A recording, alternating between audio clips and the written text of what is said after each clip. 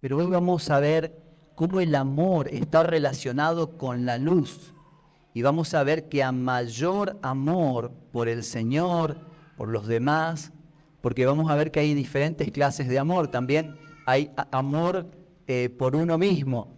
Bueno, que en esencia no está mal, solo está mal cuando hay solo amor por uno mismo y no amor a Dios y a los demás. Pero vamos a ver cómo el amor está vinculado directamente con la luz. A mayor amor, mayor luz. Cuando carecemos de amor, también vamos a carecer de luz, vamos a carecer de revelación, de entendimiento. Cuando no tenemos amor por el Señor, primeramente, nos va a faltar la revelación para conocerlo a Él. Y eso es lo que vamos a entrar un poco y vamos a ver hoy. Y quiero hacer una introducción mencionando solo algunas cosas que estuvimos viendo como para entrar en el tema. Y vimos que cuando le preguntaban a Jesús cuál era el principal mandamiento, Él dijo y resumió: ama al Señor tu Dios con todo tu corazón, con toda tu alma, con toda tu mente. Este es el principal mandamiento. Y hay otro segundo importante, que es amar a tu prójimo como a ti mismo. Yo quiero leerles un pasaje que creo que va a confirmar a algunas personas lo que de alguna manera le están preguntando a Dios o al interrogante que tienen. Está en Primera de Juan, la epístola de Primera de Juan, capítulo 4, versículo 16 al 21. Lo voy a leer en la versión de la NTV. Después, para los que están anotando, Primera de Juan, capítulo 4, versículo 16 al 21 en la versión NTV.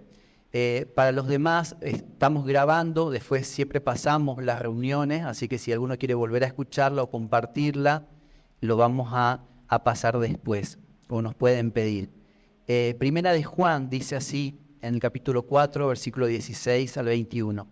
Dice: nosotros sabemos cuánto nos ama Dios y hemos puesto nuestra confianza en su amor. Fíjense la certeza que tenían los discípulos de Jesús, y ellos decían estas cosas: nosotros sabemos, o sea, tenemos la certeza de cuánto nos ama Dios y hemos puesto nuestra confianza en su amor.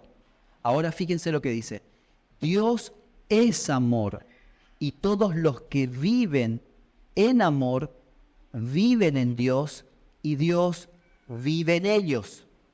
Y al vivir en Dios, nuestro amor crece hasta hacerse perfecto. Al vivir en Dios, nuestro amor crece hasta hacerse perfecto. Dice: por lo tanto, no tendremos temor en el día del juicio, sino que podremos estar ante Dios con confianza. Justo alguien me decía: ¿está bien tener miedo a Dios? Bueno, acá está la respuesta. Dice: por lo tanto, no tendremos temor en el día del juicio, sino que podremos estar con confianza ante Dios. Dice: porque vivimos como Jesús vivió en este mundo. Esa clase de amor, en esa clase de amor no hay temor. En esta clase de amor, o sea que hay muchos tipos de amores tal vez. Algunos hablan de otros tipos de amores, pero en esta clase de amor, en el amor que pone su confianza en Dios, en esta clase de amor, dice: no hay temor, porque el perfecto amor expulsa el temor. El perfecto amor, esta clase de amor, ¿cuál? El amor puesto en Dios, el amor y la confianza puesta en Dios, porque entendemos y conocemos que Él también nos ama, y por eso nosotros también le amamos a Él, y Él vive en nosotros. Si nosotros amamos, Dios vive en nosotros, dice. En esta clase de amor no hay temor. O sea que si tenemos temor, tenemos que revisar dónde está nuestro amor. Como decíamos el otro día, sobre todas las cosas, cuida los afectos de tu corazón, porque afectan todo lo que haces. Entonces dice: en esa clase de amor no hay temor, porque el perfecto amor expulsa el temor. Dicen: si tenemos miedo, es por temor al castigo. Y esto muestra que no hemos experimentado plenamente el perfecto amor de Dios. O sea, si tenemos miedo, es por temor a ser castigados, y esto muestra que no hemos experimentado plenamente el perfecto amor de Dios. Ahora dice, nos amamos unos a otros porque Dios nos amó primero.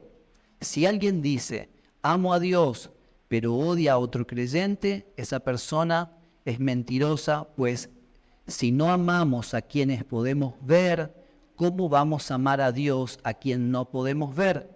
Y Él nos ha dado el siguiente mandamiento, que es, los que aman a Dios deben amar también a sus hermanos creyentes. Bueno, en realidad esta es una introducción que no tenía pensada darlas, pero justo alguien me preguntaba acerca del amor y está relacionado con lo que vamos a hablar, que a mayor amor, mayor luz. Y ahora vamos a ver qué significa eso.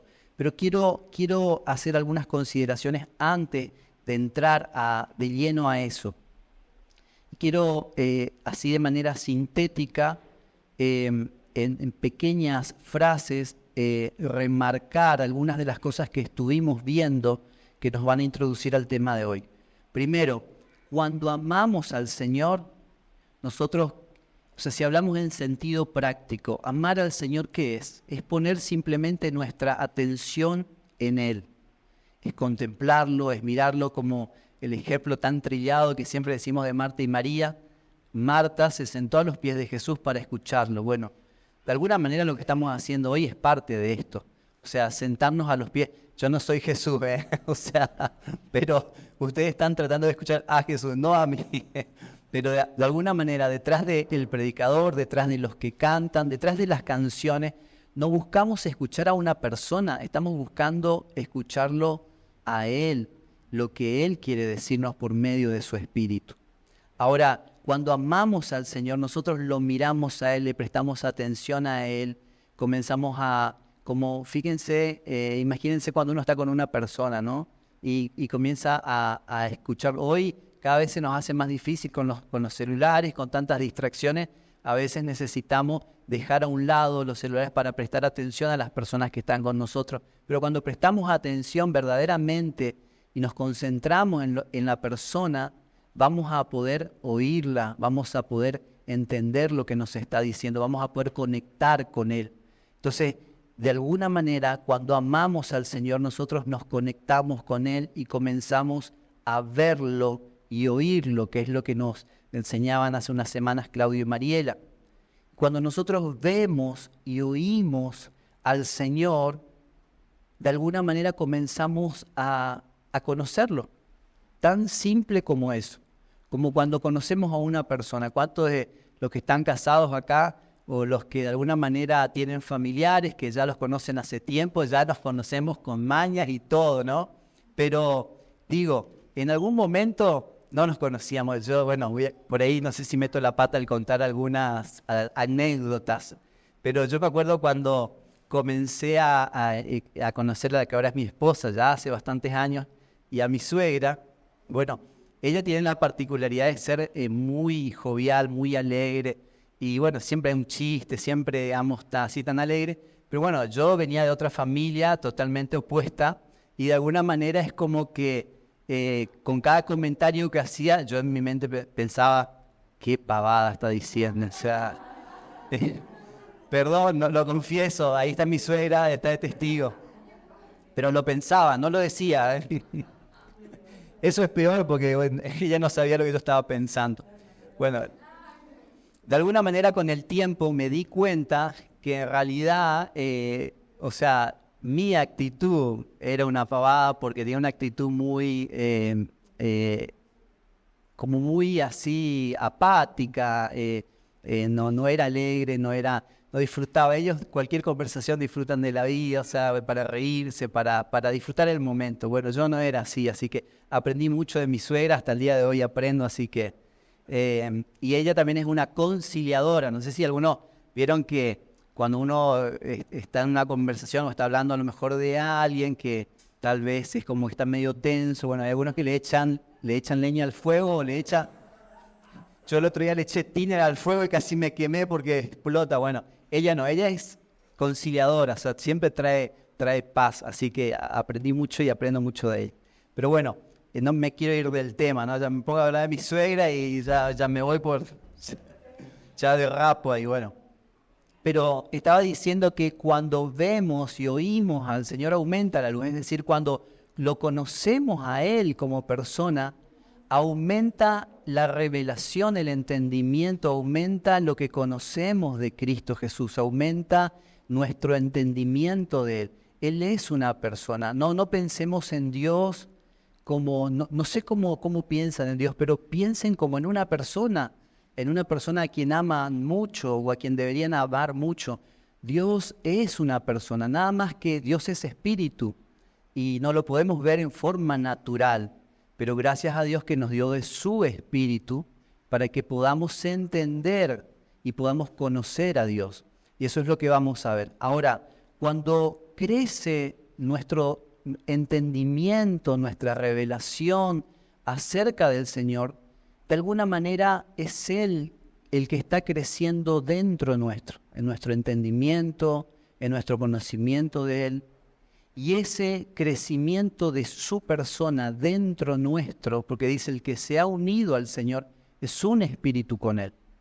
O sea, si nosotros nos unimos al Señor porque recibimos su vida, porque le creímos, porque le aceptamos, somos un espíritu con Él. Entonces, cuando comenzamos a conocer a Él como persona, Él crece en nosotros. Y cuando Él crece, también crece nuestra obediencia. Yo les hablé la semana pasada de la frustración de muchos creyentes que quieren obedecer a Dios sin amarlo. Es lo peor que podemos hacer y la religión intenta hacer eso.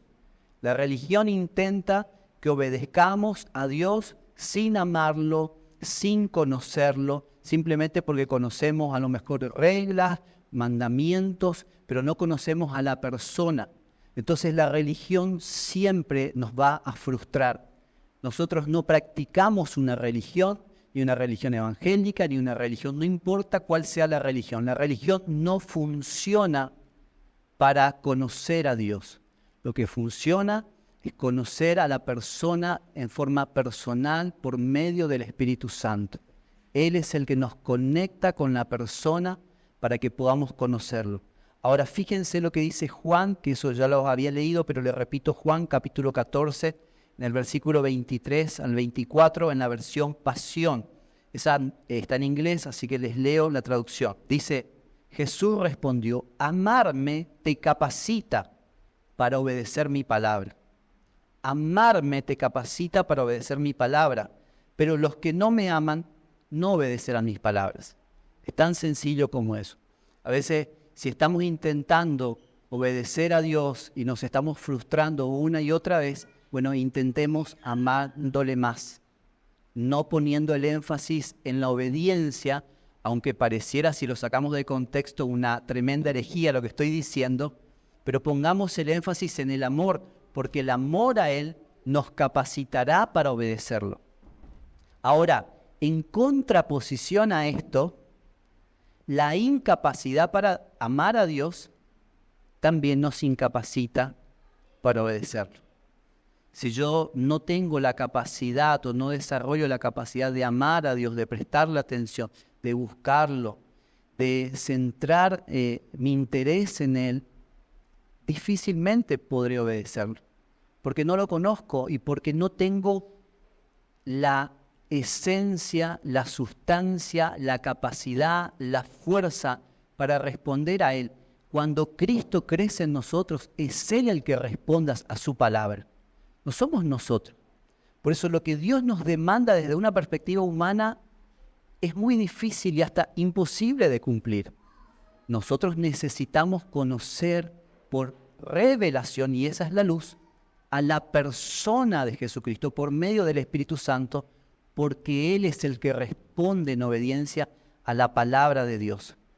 Ahora, además de esto, de que la incapacidad para amar a Dios nos incapacita para obedecerlo, la incapacidad de amar a Dios, bueno, lo dije de alguna manera, no solo nos incapacita para obedecerlo, sino para conocerlo. La incapacidad de amar a Dios no solo nos incapacita para obedecer a Dios, sino que nos incapacita para conocer a Dios. Y acá quiero entrar en unos textos bíblicos. ¿Por qué esto es así? ¿Por qué si yo no puedo amar a Dios, tampoco puedo conocerle? Porque Dios se revela a los que le aman. Y quiero que veamos 1 Corintios, capítulo 2, en el versículo 9 y 10. Lo voy a leer en dos versiones. Primero en la lenguaje actual, que es la TLA, y después en la NBI simplificada. 1 Corintios, capítulo 2, versículos 9 y 10.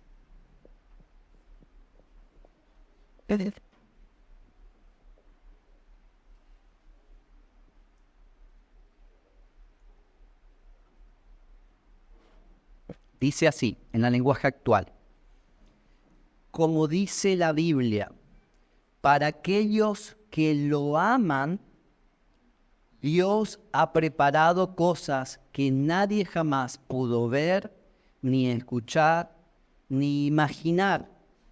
Y Dios nos dio a conocer todo esto por medio de su Espíritu. ¿Qué nos dio a conocer Dios? Nos dio a conocer las cosas que solo ha preparado para aquellos que lo aman.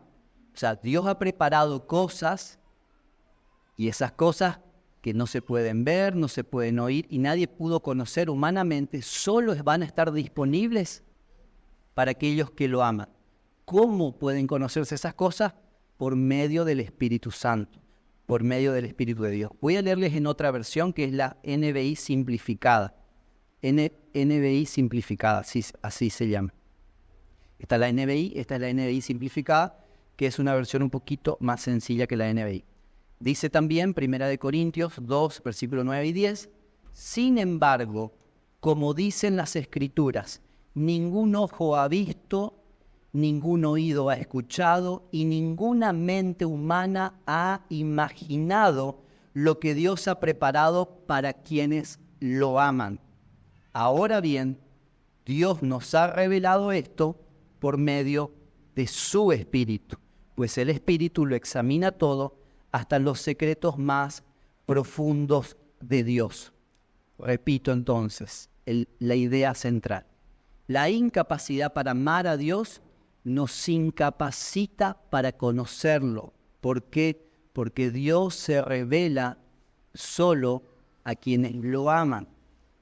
Ahora, acá quiero volver a una palabra que suena muy fuerte por cómo nosotros la entendemos, pero ya la expliqué un poquito anteriormente y por eso cuando lo diga para algunos va a sonar fuerte, pero explicamos el origen de esta palabra. Esta palabra es idiota, suena fuerte, ¿no? Es como un insulto parece. Bueno, en el origen no era un insulto, sino es una descripción de alguien con determinadas características. Lo que nosotros habíamos hablado sintéticamente es que se refiere a alguien que se preocupa solo por sus propios intereses. La palabra idiota tiene su origen en el griego y se refería a aquellas personas que en síntesis se preocupaban solo por sus propios intereses, que no se preocupaban por los demás, por los asuntos públicos, que no querían tener nada que ver con los demás porque solo se miraban a sí mismos. Esto es en principio, pero ahora vamos a ver un poco más acerca de esta palabra. Y quiero definir idiota también como aquellos individuos amadores de sí mismos.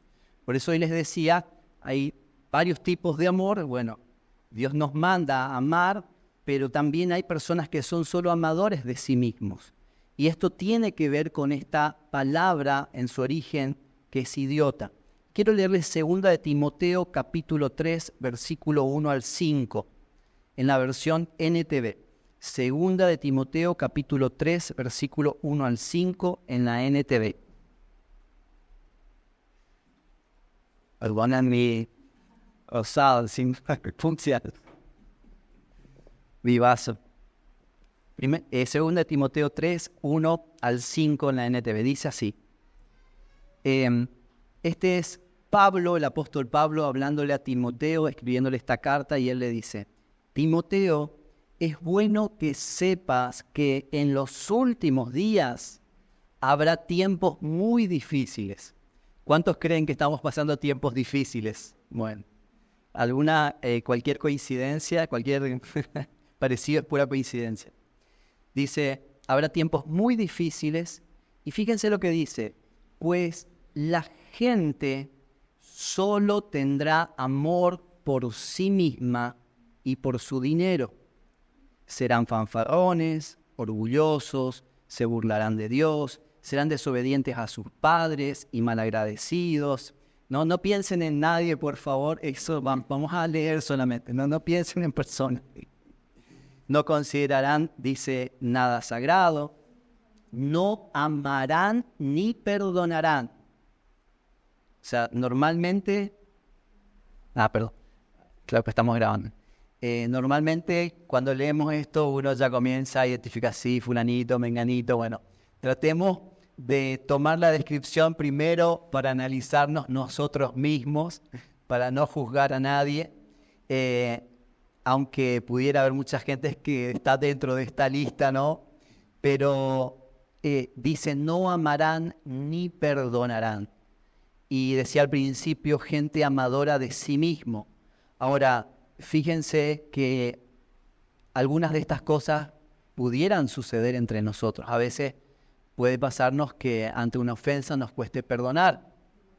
Y de alguna manera la falta de perdón está también vinculada a la ausencia de amor. Ahora, dice, estas personas calumniarán a otros, no tendrán control propio, serán crueles, odiarán lo que es bueno, traicionarán a sus amigos, serán imprudentes, se llenarán de soberbia y amarán más el placer en lugar de amar a Dios. Actuarán, fíjense esto, actuarán como religiosos, pero rechazarán al único poder capaz de hacerlos obedientes a Dios. Actuarán como religiosos, dice otra versión, tendrán apariencia de piedad, pero negarán la eficacia de la misma. Pero en esta versión, que es un poco más clara, dice, algunos actuarán, o sea, está hablando de una actuación, actuarán como religiosos, dice, pero rechazarán al único poder capaz de hacerlos obedientes a Dios. Ahora yo me pregunto, ¿cuál es el único poder que nos hace capaz de obedecer a Dios? El amor. Y les leo de nuevo Juan capítulo 14, 23 y 24, dice, Jesús respondió, amarme te capacita para obedecer mi palabra. El amor a Dios es lo único que nos da el poder y nos capacita para responder en obediencia a Él. Ahora, otro significado de esta palabra idiota, suena feo, ¿no? Pero me siento un poco raro diciendo esta palabra, pero quiero que entendamos el sentido más profundo, que habla de alguien que está ensimismado, de alguien que piensa solo en sí mismo, de alguien que no mira primero a Dios ni tampoco a los demás. Pero fíjense, otro significado de esta palabra es privado, o sea, que tiene que ver con el ámbito privado, o sea, es lo que corresponde al individuo solamente, y dice privado de luz. Y acá vamos a hacer un poquito de hincapié. Segunda de Pedro, vamos a leer capítulo 1, versículo 20 al 21. Voy rapidito porque tenemos algunos pasajes. Segunda de Pedro, capítulo 1, versículo 20 al 21, en la versión Reina Valera 1960. Fíjense, o sea, idiota, uno de los significados es privado de luz. Y acá vamos a ver la conexión entre el amor y la luz. Segunda de Pedro dice así, en la versión 1960. Entendiendo primero esto, que ninguna profecía de la Escritura es de interpretación privada. Les repito, entendiendo primero esto, que ninguna profecía de la Escritura es de interpretación privada, porque nunca la profecía fue traída por voluntad humana, sino que los santos hombres de Dios o profetas, dice otra versión, hablaron siendo inspirados por el Espíritu Santo. Bueno, lo primero que dice este pasaje es entendiendo primero esto. Quiere decir, esto es lo primero que tengo que entender para entender lo que viene. O sea, si yo no entiendo esto, difícilmente podré entender el resto de las cosas. Entendiendo primero esto. ¿Qué es entender primero esto? Que ninguna profecía de la Escritura es de interpretación privada. Ahora, fíjense lo que dice 2 de Pedro 1:19, es un versículo antes. Dice, lo leo rapidito, 2 de Pedro 1:19, también en la Reina Valera 1960. Tenemos también la palabra profética más segura. Yo tengo mi celular, pero acá tenemos varias Biblias. La Escritura, se lo llama la Biblia, la Escritura, dice acá, es la palabra profética más segura. ¿Quieren una palabra profética? Acá tienen. La Biblia no rechazamos a los profetas. Pero como hablábamos otras veces, que no vamos a entrar en el tema hoy, tenemos que entender el pacto en el que estamos. Si estamos en el nuevo pacto, no en el antiguo pacto, eso tiene mucho que ver en cómo entendemos la función de los profetas hoy. Ahora, dice acá en el Nuevo Testamento, está diciendo tenemos, y es el apóstol Pedro, tenemos la palabra profética más segura, y dice, a la cual hacéis bien a estar atentos como una antorcha que alumbra en lugar oscuro. Ahora, la Escritura es la palabra profética más segura, y esa Escritura no se escribió por voluntad humana, ni por interpretación humana, ni por entendimiento humano, sino que se escribió por inspiración de Dios, que inspiró a los profetas, los cuales después se tradujeron en la Biblia, ¿no? O sea, después hubo toda una recopilación, no voy a hablar de eso, de historia, pero de alguna manera la Biblia no fue hecha por inspiración humana, sino por inspiración divina. Ahora, lo que dice acá es que la Escritura, dice, no es de interpretación privada. ¿Qué quiere decir eso? Que así como se escribió la Escritura, que no fue por entendimiento o voluntad de los hombres, también la interpretación de la Biblia no es por voluntad humana. O sea, no es que yo me ponga a leer la Biblia y la interpreto con mi entendimiento humano, natural, porque hice la escuela primaria, secundaria, hice la universidad, porque estudié Derecho, porque estudié Economía, que yo puedo interpretar la Biblia. No, la Biblia no se interpreta por voluntad humana o por una interpretación natural. La Biblia solo puede interpretarse por interpretación divina, que es por medio del Espíritu Santo. Entonces, ¿por qué? Y ahora vamos a ver la conexión. ¿Por qué esta palabra? ¿Por qué tiene que ver idiota en todo lo que estamos diciendo?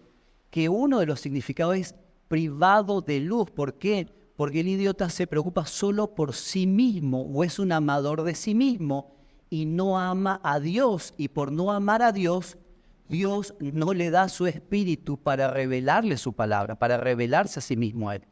Entonces, si yo no amo a Dios, no podré conocer a Dios, porque Dios se revela, como leímos hoy, solamente a quienes lo aman. Cosa que ojo no vio, ni oído yo, ni han subido al corazón de los hombres, son las que Dios ha preparado y las revela a aquellos que le aman. Ahora,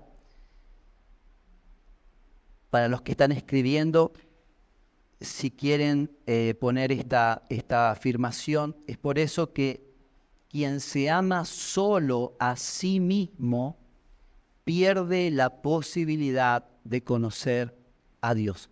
Ahora, fíjense que esto es algo muy preocupante para nosotros como generación, porque el apóstol dice en los últimos días, en los postreros días, en los tiempos difíciles, habrá muchos hombres amadores de sí mismos. Y el problema, como decíamos, no es que uno no se ame. La Biblia nos manda a amar a Dios por sobre todo y a nuestro prójimo como a nosotros mismos. Ya hablamos de que hay personas que necesitan amarse a sí mismos, pero acá la Biblia está hablando de quienes solamente se aman y se miran a sí mismos y no tienen la capacidad de ver, de mirar y de amar a Dios. No tienen la capacidad de prestar atención a Dios porque están solamente mirándose a sí mismos y a sus propios intereses. Ahora, yo pensaba, ¿no? Que no por casualidad el apóstol Pablo, del cual, fíjense que él ni siquiera conoció a Jesús en persona. El apóstol Pablo es uno de los apóstoles, pero él no estuvo con los demás apóstoles que caminaron con Jesús en persona. Entonces uno pudiera decir, ¿de quién aprendió el apóstol Pablo? ¿Cómo él es el que al final escribió más cartas que todos los demás apóstoles? El apóstol Pedro, que estuvo ahí con Jesús, que fue uno de los que más cerca de Jesús estaba, dice, hablando de Pablo, cosas difíciles de entender, dice, porque era tan la revelación, el entendimiento y el conocimiento que el apóstol Pablo tenía acerca de Jesucristo, que los demás apóstoles que estuvieron caminando y vivieron por 3 años con Jesús, les costaba entender cómo se explica esto. Porque Pablo entendió el secreto de que en el amor está la revelación. Y quiero que veamos lo que dice 1 Corintios capítulo 10, versículo 33, que esta es una afirmación de Pablo. Y fíjense lo que dice en la versión PDT. 1 Corintios 10, versículo 33 en la PDT. Dice, haga lo que yo hago. Este es Pablo, el apóstol Pablo hablando. Dice, hagan lo que yo hago. Siempre trato de agradar a todos con lo que hago. Dice, y no busco mis propios intereses, sino los de la mayoría para que sean salvos. O sea, ¿por qué él buscaba no sus propios intereses, sino los de la mayoría? Para que todos y todos pudieran llegar a conocer a Cristo Jesús. O sea, lo hacía por amor. No era porque lo hacía por amor a Dios, porque Dios le mandó a hacer eso, pero por amor también a la iglesia. Él decía, por amor a ustedes sufro dolores de parto, decía, hasta que Cristo sea formado en ustedes. O sea, él sufría por amor por la iglesia. Ahora, no en vano o no por casualidad, Pablo fue uno de los hombres con mayor revelación en todas las Escrituras, porque fue su amor a Dios y a los demás los que hicieron que Dios se revele a él como a ningún otro. Ahora, ya estoy terminando. Quiero que veamos Juan capítulo 12, versículo 25. Lo voy a leer en la versión Pasión y también después lo voy a leer en la versión, la palabra, versión hispanoamericana. Perdón que les complique con las versiones. Las tengo anotadas, después le paso si quieren. Versión la palabra hispanoamericana y versión Pasión, que esa está en inglés. Dice Juan capítulo 12, versículo 25. La persona que ama solo su vida, se perderá la verdadera vida. La persona que ama solo su vida, se perderá la verdadera vida. Pero aquel que desprenda su vida de este mundo y se abandone a mí, dice otra versión, aquel que se preocupe por mí, o sea, por agradar a Dios, encontrará la verdadera vida y la disfrutará para siempre. Fíjense, aquella persona que ama solo su vida, se perderá la verdadera vida. Pero el que se preocupa por agradar a Dios, encontrará la verdadera vida y la disfrutará para siempre. Ahora voy a leerles en la versión la palabra hispanoamericana. Juan, el mismo versículo, el mismo capítulo, Juan capítulo 12, versículo 25. Dice así, quien vive preocupado solamente por su vida, terminará por perderla. Quien vive preocupado solamente, o sea, no es que no hay que preocuparse, ya no voy a trabajar, no voy Hay una canción que dice, ya no quiero trabajar. Dice algo así, soy muy malo cantando, bueno. Pero no es, no me voy a preocupar más, sino quien vive preocupado solo, o sea, está hablando de esta actitud de mirarme solo a mí y no mirar a Dios, no mirar a los demás. Quien vive preocupado solamente por su vida, terminará por perderla. En cambio, quien no se apegue a ella en este mundo, la conservará para vida eterna. Ahora, yo me pregunté, ¿qué es la vida eterna? ¿Alguno puede responderme de manera sencilla? Bueno, la Biblia lo responde de manera muy sencilla y muy contundente. Y dice Juan capítulo 17, versículo 3, porque estamos hablando de que el que ama o que está preocupado solo por su propia vida, terminará por perderla o terminará por perder la verdadera vida, hablando de verdadera vida como la vida de Cristo en nosotros. Ahora, dice Juan capítulo 17, versículo 3 en la NBI simplificada, y esta es la vida eterna. ¿Cuál? Que te conozcan a ti, el único Dios verdadero, y a Jesucristo, a quien tú has enviado. Esta es la vida eterna, es una afirmación contundente. Esta es la vida eterna, que te conozcan a ti, el único y verdadero Dios, y a Jesucristo, a quien tú has enviado. Ahora les quiero leer en una última versión y ya estamos terminando. La versión Pasión dice así, en Juan 17, 3. La vida eterna significa conocerte y experimentarte como el único Dios verdadero y conocer y experimentar a Jesucristo como el Hijo que has enviado. Ahora, yo resumo y con esto cierro. Cuando nosotros no lo podemos ver a Él porque nos estamos mirando solo a nosotros, entonces perdemos la luz de la revelación, del entendimiento y perdemos toda posibilidad de conocer a Dios. Tal vez todos estamos, sé que cada uno puede estar en diferente momento de su vida con relación a Dios, y siempre la intención desde la cual no solo compartimos, sino el corazón de Dios desde el cual nos habla, es a partir de su amor, es a partir de su restauración, a partir de atraernos a su corazón y atraernos a su voluntad. Y esto no sucede en un instante. Entonces, tal vez alguno dice, sí, yo la verdad es que me cuesta conocer a Dios, me cuesta obedecerlo, me cuesta un montón de cosas. La verdad, yo no conozco a Dios, podría decir alguno, nunca tuve una experiencia con Dios, porque de alguna manera acá está hablando de que a Dios se lo puede conocer y se lo puede experimentar. Entonces, alguno podría decir, yo nunca tuve una experiencia con Dios. Bueno, lo primero que tenemos que saber es que Dios quiere que tengamos experiencias con Él, es que Dios quiere que los conozcamos. Y estamos en un tiempo donde se está erradicando de las iglesias el monopolio del conocimiento de Dios. No hay una persona ungida que es el que tiene toda la verdad y que conoce a Dios por completo. No hay solo uno.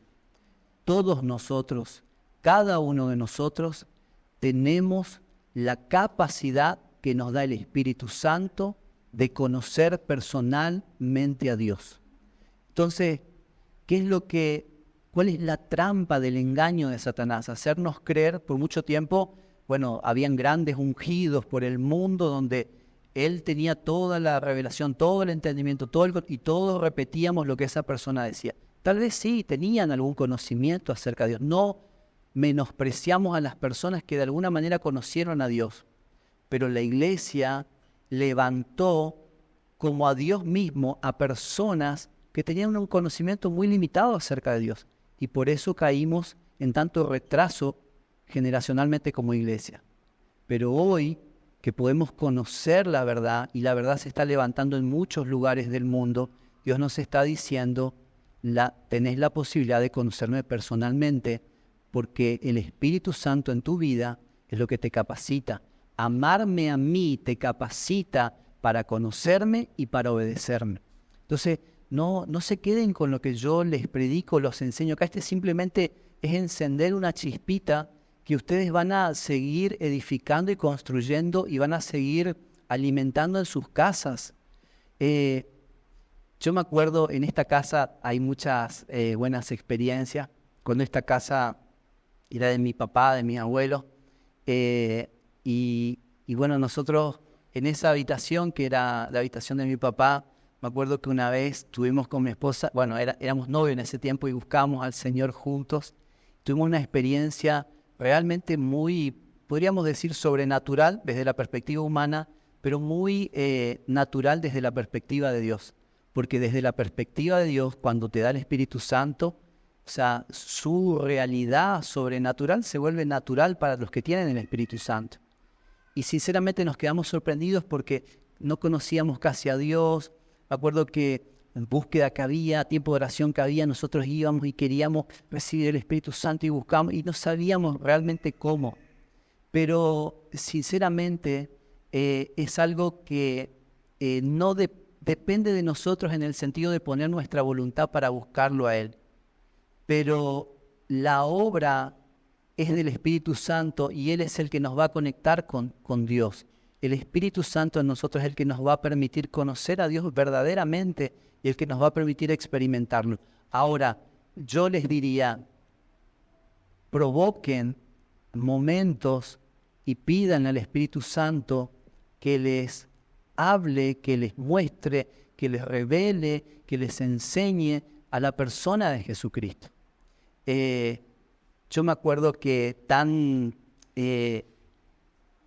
negativamente una vez había leído un libro y una persona decía, todos tenemos áreas en las que estamos como cautivos, pero si no me crees, decía, no importa, decía la autora, preguntar al Espíritu Santo, pedirle que Él te revele, pedirle que Él te muestre. Y yo, que no tenía mucho entendimiento al respecto, dice, pero si es como esta mujer dice, como esta tipa dice, era la palabra que usaba. Y yo era cristiano, tenía librería cristiana, imagínense, y leía ese libro cristiano, y yo decía, no es como esta tipa dice. Pero si es como esta tipa dice, yo te pido, Espíritu Santo, que me muestre. Un orgullo tenía.